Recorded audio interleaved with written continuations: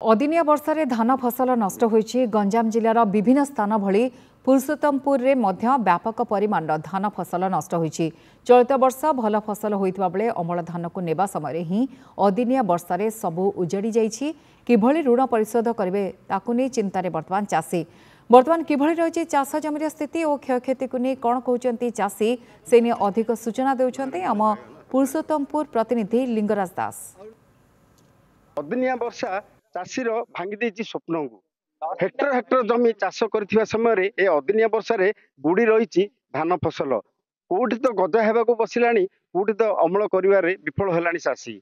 से माने वर्ष सारा स्वप्न जो देखुथिले आबे आदाय हेबा समय ए स्वप्न भांगी देछि अदिनिया वर्षा। किंतु वर्तमान पर्यंत कौन प्रशासन चाषी पाखे देखा नहीं। से नहीं आम आलोचना करवा। पुरुषोत्तमपुर ब्लॉक विभिन्न स्थान में यहीपरी होता बेले आम पुरुषोत्तमपुर आज आसी पहुंचु। पुरुषोत्तमपुर विभिन्न जगार पहुंचु। कौन कह आज्ञा चाष करते केते भरण जमी चाष करते? मुझे 40 भरण चाष कर वर्षा जो पूरा गोटे गजा आम छतिया पूरा पानी बुड़ी रही आ कि होनी। आम सरकार कहते धान आम नबुनी मंडी धान नदेला आसिक आम धान भी कुआर जीवन आम बाकी खरच कर धान चाष करूँ आगे ए कि ना पानी बुड़ी ओदा हो रही आ धान आदे भी ना।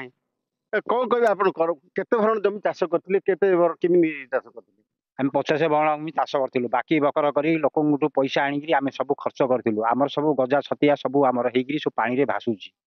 आम किमी करूँ जदि एक्शन न नबे आम आत्महत्या करूँ। कौन कह आप चाष करते जमी देखुं गत काली जन गोटे चाषी आत्महत्या कर बर्तमान तो देखुची आप चाष जमी जमा फसल आदाय हो। कौन कह केमी केते टाँग दी चाष करते केते भरण जमी चाष करते? 70 भरण जमी मु चाष करी बर्तमान को सर मोर धान गजा छतिया कौन धान से बिलरू अमल हो पारे। मुझे आपण को अनुरोध कर सरकार को सरकार नियम अनुजाई कौन आमर जो प्रशासन मध्य सुधा आमर बिल माल को आसी ना जेहेतु आम धान तो गला गला शेष को आम आत्महत्या करने को बाध्य हो।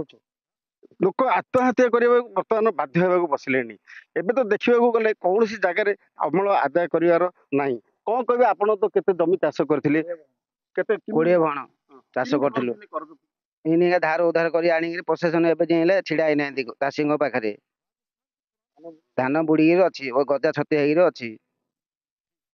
धार कर्ज करथिले चाष किंतु अमल समय से स्वप्न भांगी जाइए अंटा भांगी जाइए। आ वर्ष सारा से अंटा सड़िका बर्तमान हो पारना। गंजाम पुरुषोत्तमपुर लिंगराज दास रिपोर्ट, नंदीघोष टीवी।